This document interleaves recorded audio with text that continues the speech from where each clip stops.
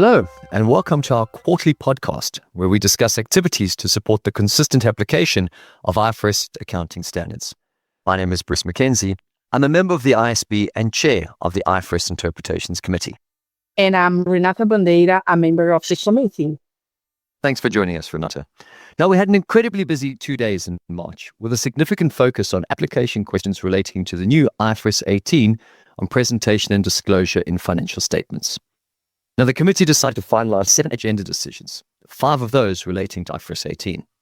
Now, in this episode, we are focusing on 2 of those IFRS 18 agenda decisions, being classification of a foreign exchange difference from an intergroup monetary liability or asset, and presentation of taxes or other charges that are not tax expense or tax income applying IAS 12. Okay, Bruce, I will start with the talk on the classification of a foreign exchange difference to an intragroup monetary liability or asset in consolidated financial statements. The fact pattern involved an intragroup loan between a parent and its subsidiary, where the 2 entities have different functional differences. Remember that in applying AIS 21, exchange differences that arise in translation of the loan are not eliminated on consolidation, even though the intragroup balances themselves are eliminated on consolidation.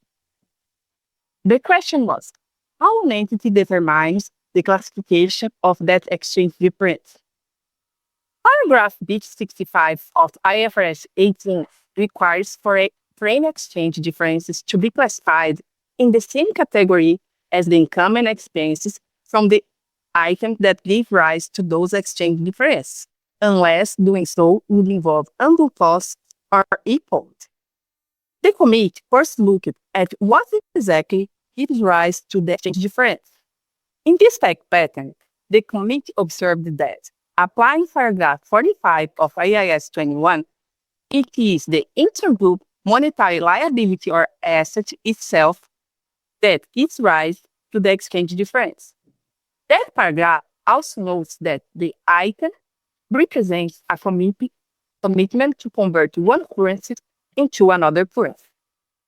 On that basis, the agenda decision explains that there are 2 reasonable readings of paragraph B65 of IFRS 18 in this fact pattern. The first reading is that the exchange difference is classified in the operating category, which is the default category under paragraph 52 of IFRS 18.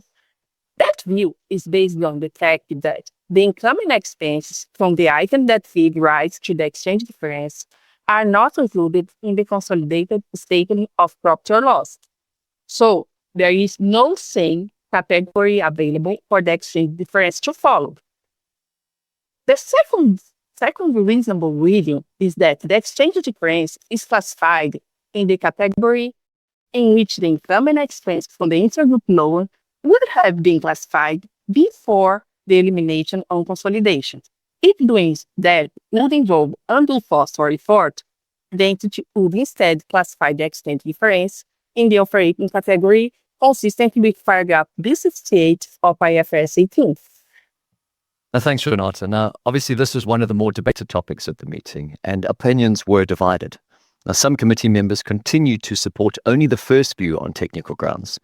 In particular, they question whether IFRS 18 provides a sufficient basis to look through to income and expenses that have been eliminated on consolidation. Now, other members were more supportive of the second view on technical grounds. These members also said that automatically presenting all such exchange differences in the operating category could distort operating profit and might not faithfully represent the underlying economics of the intergroup funding arrangements. So although members had different preferences, the committee reached a conclusion that both View 1 and View 2 are reasonable readings of the requirements. Now, the agenda decision also reminds entities that they are required to develop and apply an accounting policy consistently, so either View 1 or View 2, in accordance with IAS 8. So the committee concluded its discussions, and in accordance with the Due Process Handbook, the IASB will consider this, and obviously any other agenda decisions, at a future meeting. Let's now turn to the second IFRS 18 topic, which is about presentation in the statement of profit or loss of taxes or other charges that are not tax expense or tax income applying IAS 12. Here, the committee considered whether an entity applying IFRS 18 is permitted to present such amounts, either in the line item income tax expense or income required by paragraph 75B, item 4 of IFRS 18, or in the same income tax category of the statement of profit or loss. The committee concluded that the answer is no. The analysis is based on paragraph 67 of IFRS 18.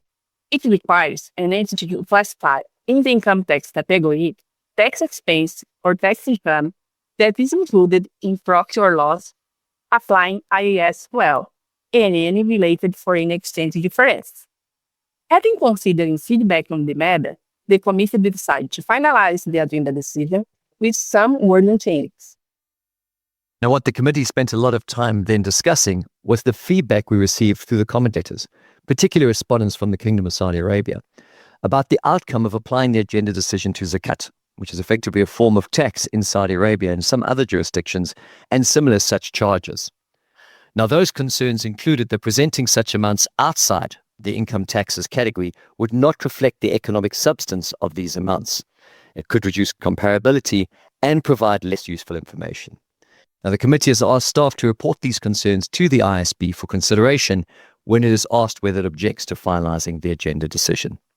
Now, some members suggested that the ISB consider whether to amend IFRS 18 to allow entities to present taxes that are similar in nature to income taxes in income tax category of the statement of profit or loss. Now, some of these members said feedback from the investors on this matter would be especially important. So the committee obviously concluded its discussions on this agenda decision as well, as well as the foreign exchange matter, and the ISB will consider these at a future meeting. In addition to the 7 agenda decisions that we agreed to finalize, we also discussed 2 new matters relating to IFRS 10. One resulted in a tentative agenda decision that is open for comment until May 29, 2026.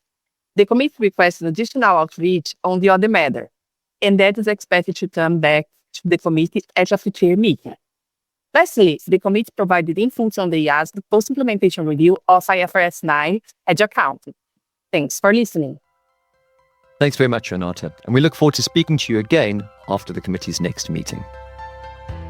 We hope you found this episode useful. If you want to learn more about how the IFRS Interpretations Committee works and why companies need to consider agenda decisions when applying IFRS accounting standards, visit ifrs.org for our explainer video and meeting summaries.